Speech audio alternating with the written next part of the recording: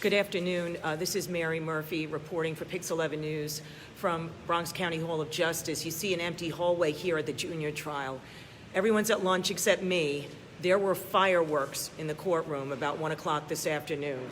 That's because when the defense finally got a chance to cross-examine Detective Francis Orlando from Bronx Homicide, the lawyer, Tony Messina, representing Manuel Rivera, very quickly went after Junior's character, 15-year-old Lesandro Jr. Guzman-Feliz, who was the victim in this case of the fatal stabbing on Bathgate Avenue last June.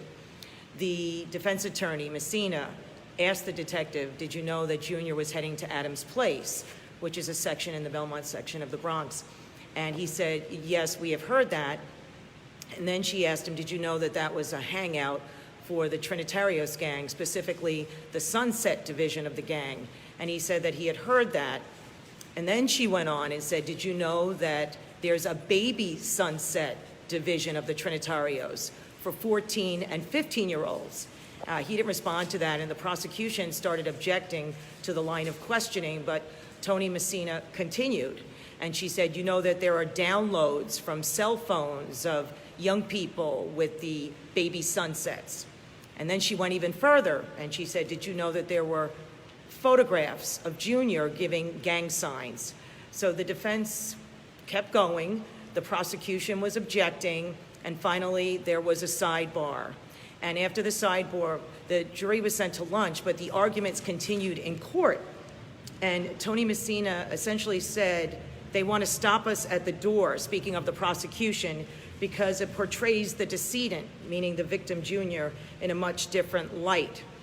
And she argued that the 4 or 5 defendants in this case, 5 defendants actually, were never intending to kill this person. It was kind of a tit-for-tat kind of thing, according to the defense, and that is going to be the basic tenet of our case.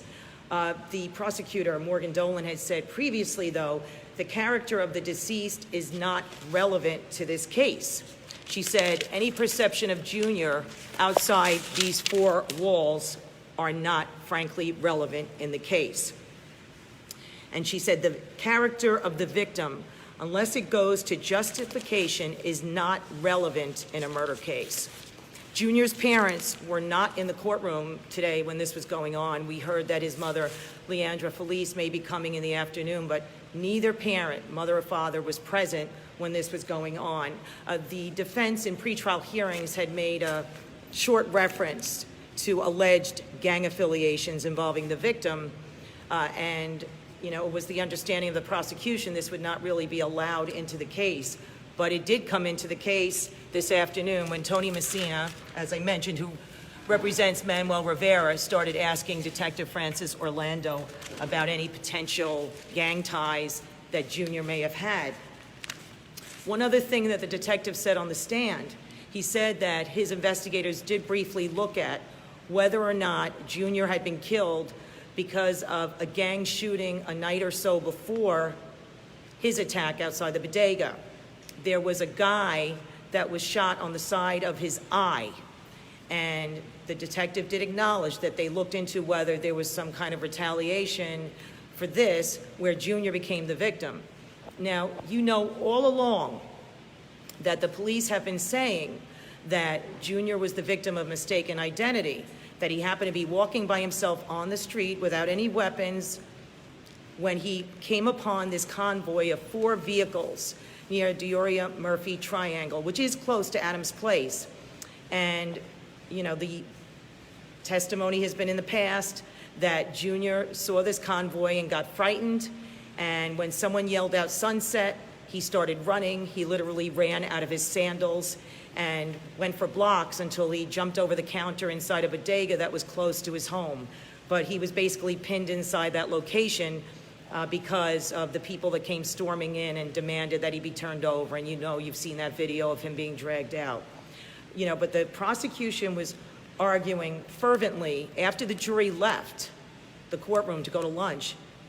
Prosecutor Morgan Dolan argued the character of a victim in a murder case, unless it goes to justification of a crime, she said the character has no relevance in this case when it's a murder case where the victim was so brutally set upon with knives and a machete.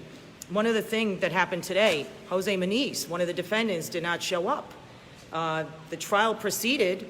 His lawyer stayed, Martin Goldberg, but he was not in court this morning. Only 4 of the 5 murder one defendants were here. We're trying to find out what's going on with that. When he wasn't in court, we thought maybe they were going to cancel, but they did not. So then we thought, okay, did he get severed from the case, or was there some kind of a plea that happened?